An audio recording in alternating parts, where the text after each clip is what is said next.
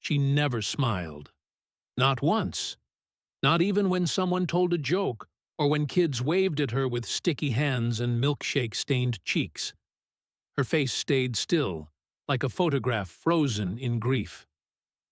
Every Thursday night, that old diner in Atlanta buzzed under soft yellow lights, rain tapping the windows like a sad rhythm. And every Thursday, she worked the closing shift. Green apron faded, black curls tied back, sneakers soaked near the toes. She moved like someone trying not to exist, like someone afraid the world might notice she's still here. Ethan had been watching her for weeks, not in a creepy way, just quietly curious. He was a single dad, always tired, drywall dust on his sleeves, and a 6-year-old girl named Maddie who never stopped talking, except when she fell asleep in the booth after grilled cheese and fries. Same table every week, same waitress, same silence. The first few times, he didn't think much of it. Maybe she was just having a bad day.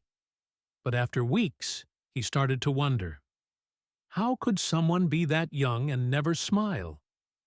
She looked no older than mid-20s, but she moved like her heart had been broken in a way that couldn't be fixed. She never made eye contact, never asked, "How's your day?" Just walked over, took their order, brought their food, and disappeared again. Not rude, just absent. Like her body was there, but the rest of her had already left. That Thursday, the rain hit harder than usual. Maddie curled up next to him, dozing off before her second bite. Ethan looked up just as the waitress approached again, coffee pot in hand. Something in him shifted. Maybe it was the way her fingers trembled slightly, or the way her jaw clenched when she thought no one was looking. Maybe it was just that he'd had a long day too, and couldn't stand the weight of her silence anymore. "Hey," he said quietly, careful not to wake Maddie. "Can I ask you something?" She paused, coffee pot halfway tilted. She blinked, like the sound surprised her. He offered a small smile. "Why don't you ever smile?" And just like that, her hand stopped mid-pour.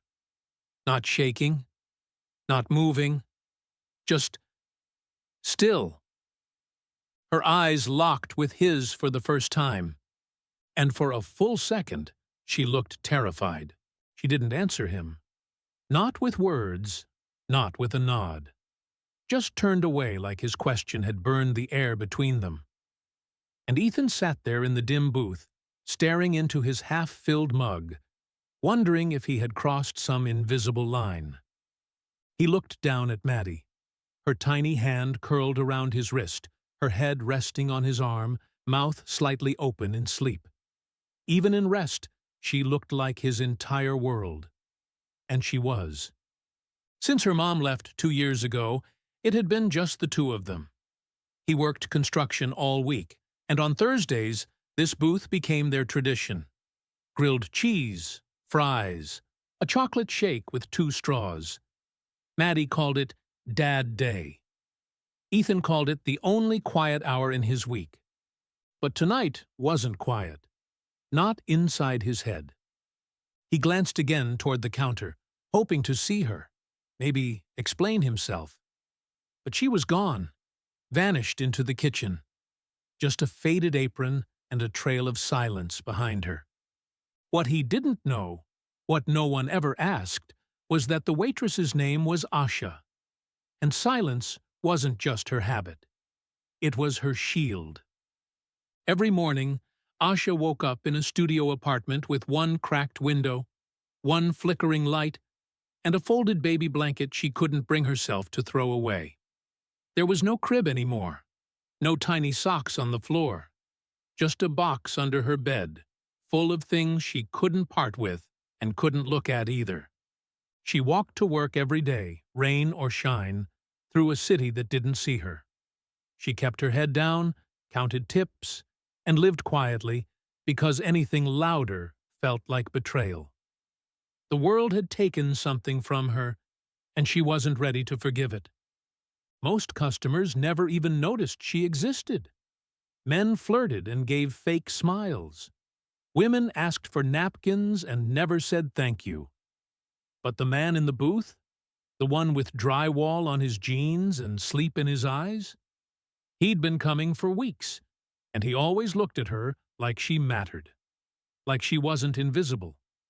And tonight, he'd asked the one question no one else ever had. "Why don't you ever smile?" She didn't know why that broke her more than anything, but it did. The door to the kitchen swung shut behind her, but Ethan could still feel the weight of her silence like it had followed her into the back. The question had come out gentle, even kind, but maybe it had landed like a punch. He hadn't meant to hurt her. He just couldn't take watching someone disappear like that anymore. 10 minutes passed. Then 15. The sound of silverware and low diner chatter faded into a kind of tunnel. Maddie stirred in her sleep. Outside, the rain blurred the windows until the world looked like it was melting. He was just about to gather Maddie in his arms and leave when something slid across the table beside his coffee mug. A folded napkin. No name, no eye contact, just a shaky hand that placed it down and disappeared again. Ethan stared at it for a second, unsure. Then he slowly unfolded it. The handwriting was rushed, uneven, like the words couldn't wait to get out. "I haven't smiled in over a year. Not because I don't want to, because I can't. Last October, I lost my baby boy. He was 6 months old. His name was Elijah." Ethan blinked, already feeling his throat tighten. "His father left when I was still pregnant. Said he wasn't ready to be a dad. I worked 2 jobs, slept 4 hours a night, bought his crib secondhand, and his formula with tip money. He was everything. He had the brightest laugh, kicked his feet when I sang off key. He smelled like vanilla lotion and sunshine." The napkin trembled in his hand now. "One night, I came home from the diner and found him cold. The doctors called it SIDS, sudden infant death syndrome. One moment he was there, the next, gone. Just gone. Since then, I've stopped smiling. Not because I'm angry, because every time I try, it feels like I'm moving on, like I'm leaving him behind. I can't bear the thought of forgetting him, even for a second. But thank you for asking. You're the first person who's seen me in a long time." Ethan swallowed hard. The napkin blurred in his vision. He looked up toward the kitchen door, his chest heavy with something deeper than guilt. Not just sadness, for her loss, but for the fact that this woman had carried that pain silently for so long, while the world just placed orders and walked away. And all it took to break that silence was one question. Ethan didn't move for a while. The napkin stayed clenched in his hand, his knuckles white around the edges. He glanced down at Maddie, still curled against his arm, then back at the kitchen door, half expecting Asha to walk through it again. But she didn't. He gently folded the napkin and placed it inside his wallet like something sacred, like a truth he had no right to lose. Then he stood up. Cradling Maddie in his arms, he walked toward the counter. Asha stood there with her back to him, wiping the same spot over and over with a dishcloth that had long stopped being useful. Her shoulders were stiff, her body still, but her hand trembled just slightly, like the storm inside her hadn't passed. "Asha," he said softly. She turned, startled, her eyes still a little red. She didn't speak. Ethan didn't try to explain. He just shifted Maddie to one arm and said, "Can I hug you?" That's all. No big speech. No dramatic words. She blinked, frozen again for just a second. Not to fix anything, he added, just so you know someone's here. That you're not carrying this alone. Asha's lips parted, but no words came, only a slight nod. He stepped forward and wrapped his free arm around her. It wasn't romantic. It wasn't even warm. But it was real. A tired white man and a broken black woman standing in the middle of a quiet diner at closing time, just holding on to the only thing they both understood: grief. Maddie stirred. Her little eyes blinked open, sleepy and confused. "Daddy?" she whispered. Ethan leaned down, setting her gently on her feet. "This is Miss Asha," he said. Maddie rubbed her eyes. "She's sad?" Ethan nodded. "But it's okay. Sometimes we all get sad." Maddie looked up at Asha for a moment, then reached out and took her hand. Asha knelt slowly, unsure, but not pulling away. Maddie leaned in and whispered something only Asha could hear. Whatever it was, it cracked something open. Asha smiled. Barely. But it was real. The moment didn't last long. A bell rang somewhere in the back. A customer cleared his throat. Life was still happening. But in that fragile second, something shifted. Not healing. Not yet. But maybe the beginning. The next Thursday, Ethan wasn't sure she'd show up. He and Maddie slid into their usual booth, just like always. But there was a hesitation in the air, like something sacred had been exposed the week before, and now neither of them knew how to carry it forward. But then Asha walked out from the kitchen, apron tied, hair tucked back, same slow stride. But something was different. She made eye contact. Not for long. Just enough. When she brought over their order, she didn't speak, but she lingered, and before walking away, she placed a small container of chocolate syrup next to Maddie's milkshake. No one had asked for it. Maddie's eyes lit up. "Miss Asha remembered," she whispered. Ethan smiled. "I think she remembers everything." That night, before leaving, Ethan pulled something wrapped in brown paper from his coat pocket. "Asha," he said softly, stepping toward the counter. "This is for you." She looked unsure, hesitant. "What is it?" He handed it to her gently. "Just something I thought he'd want you to have." She didn't open it right away, just stared at the package like it might fall apart if she touched it wrong. Back at home, she sat alone at her small kitchen table and slowly peeled back the paper. Inside was a photo frame, a simple black border. Inside it, a printed picture of Elijah, her baby boy, the one from her old Facebook profile back when she still posted, back when hope hadn't slipped through her fingers. Beneath the photo, handwritten in delicate lettering, it said, "He mattered." Her breath caught. The tears came before she could stop them. Not loud, just heavy. Like a storm behind her eyes, finally found its way out. No one had ever done that. No one had ever acknowledged him outside her memory. No one had ever dared say he mattered out loud. The next morning, she placed the frame behind the counter, right beside the napkin holder and the glass ketchup bottle. Customers noticed. Some paused. One older black woman touched her hand gently and said, "Beautiful boy." Asha nodded, unable to speak. But her silence didn't feel empty anymore. It felt seen. And that frame? It didn't just sit there. It stood, like a quiet declaration that grief didn't make her broken.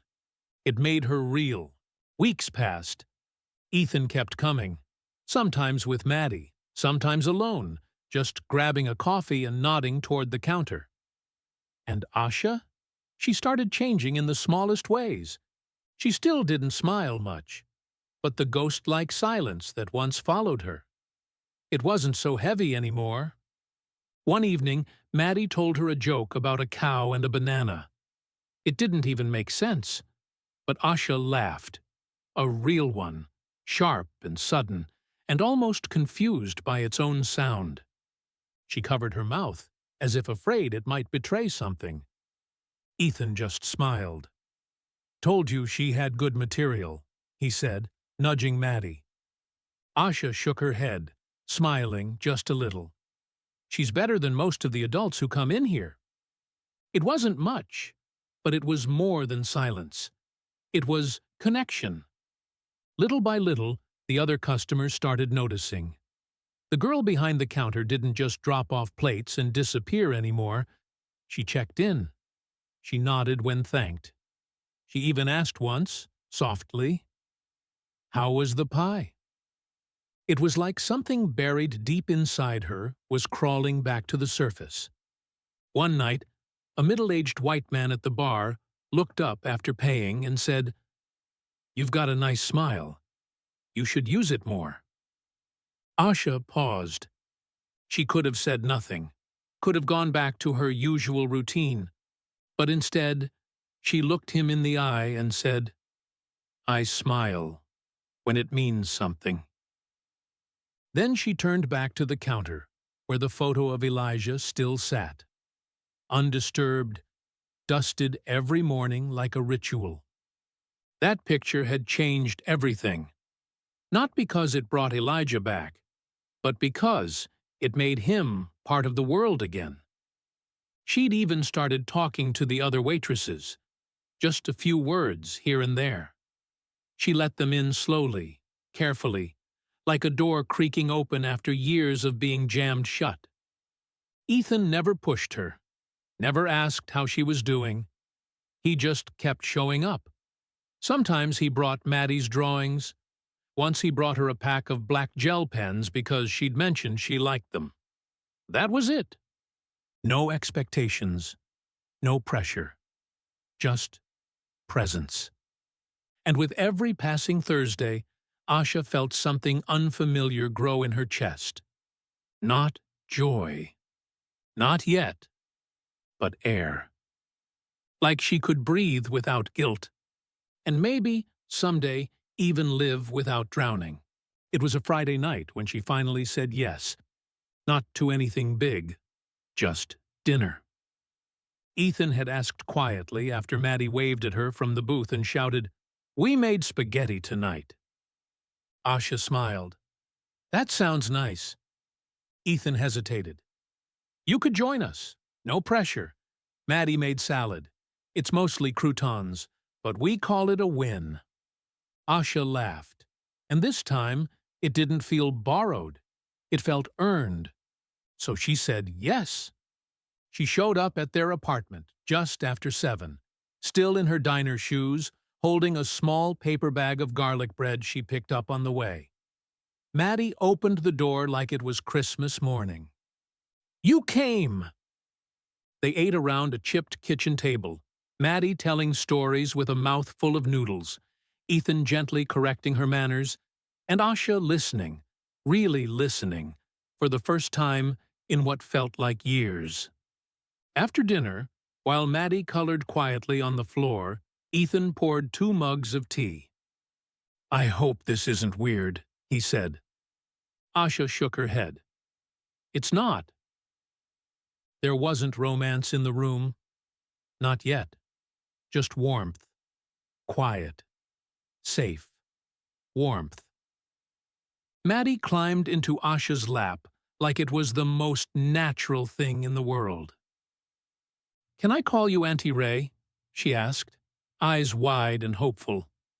Asha blinked, caught off guard. "Ray." "It's short for Asha," Maddie said proudly. "I made it up." Asha looked at Ethan. He gave a small nod, his eyes soft. She smiled. "Yeah, Auntie Ray sounds pretty great." When she left that night, the city didn't feel as cold. The walk home didn't feel as long.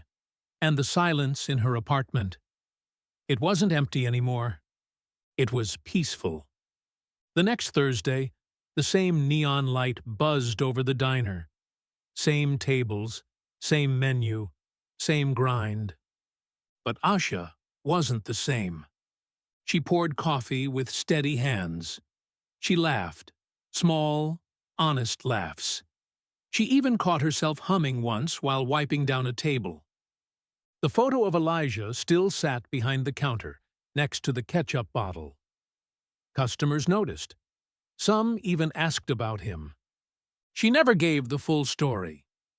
But when she said his name, she didn't choke on it anymore. And when she smiled, it didn't feel like betrayal. It felt like survival. Because grief didn't mean she stopped being a mother. It just meant she was learning how to be one without forgetting. And all it took was one person brave enough to ask why.